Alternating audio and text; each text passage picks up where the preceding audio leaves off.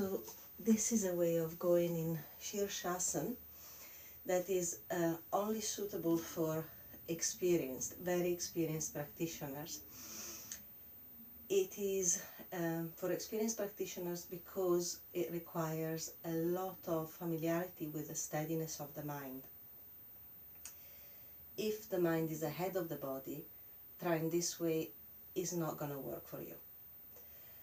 It's not going to work because it really requires being present to the breath in each stage with a lot of honesty, while attending to the body and to the feeling in the tailbone, in the shoulders, in the neck. There are some days where you may start and think, today I'm not going up. And that is the honesty that you have to have in your practice. When I started, I had to assess the lift of my shoulders, the feeling in my neck, the feeling in my head, the feeling in the mental quietness, the focus, the stability of my breath, all of these things. I assessed the lift of my hips and how high they felt and how that helped the feeling of lightness in my head and no compression in the neck.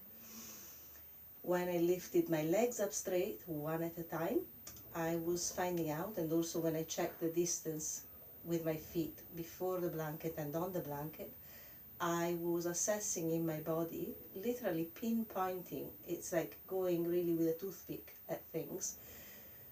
I was checking if my body today was able to lift the leg up straight and from what distance without losing the tailbone and again loading my neck or making me fall. And today that didn't feel like it was possible. So I chose to go with my legs straight, with my knees bent. Going with the knees bent requires a lot of presence here with your breath to create the stability, the holding and the lift. Because if you cannot breathe deeply into your abdomen to create that lift from your hips, again, you are going to end up doing it out of a push from your feet, which is too high, too strong, and again, it's not going to create a good outcome. You're either going to fall or end up on your neck in the way of the pose. So the grace, the balance, the steadiness, the focus, all is going to be lost. But again, that stage where you're even just trying to lift your feet off the ground with your knees bent and control it from the breath in this section is a great learning curve. It's a great place to stay with without even lifting the legs. So again, it's something good to practice. If you can lift up, then try and spend some time with your knees bent. Be patient. Don't go up in a hurry. Again, body ahead of the mind, body, breath together. So stay present to the breath, stay present to that change, each stage, stay with it. And then once you feel established in that stage where you are with your knees bent, tucked into your body, your hips are up above your head. Then from there, with presence, with lightness, with focus, start to really roll and unfold your legs up until you're in the pose. So that was the going up. Then of course there is the being in the pose. So you should stay with your breath again. If the breath starts to feel labored, or if you're starting to stay in a pose out of sheer determination, it's really time to come down. That's not a pose anymore.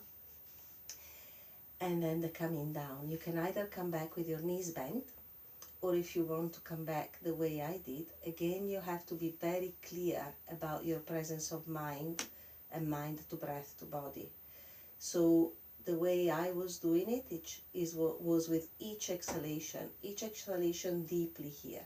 Each exhalation deeply here telling me if I was able to. And it will come to a point where you might have to bend your knees because it's gone too far. I had a serious back injury that lasted for 2 years, recently, a few years back, 2015, 2016, and that I've recovered from. And there was no way I could do what I have done today in that time. And in fact, it was a complete relearning curve. So bend your knees if you feel at any point that you're loading your neck, your shoulders are starting to crunch, and you're doing it out of sheer determination. Please don't. Okay, so Sirsasana with a lift with the help of the blanket, three-pleated.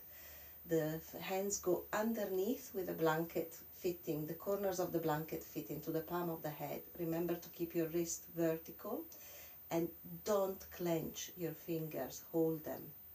You know, there's grace in the poses. The balance should be really felt here, here, with clarity, but not with that kind of level of distress. Okay? Little clip for today.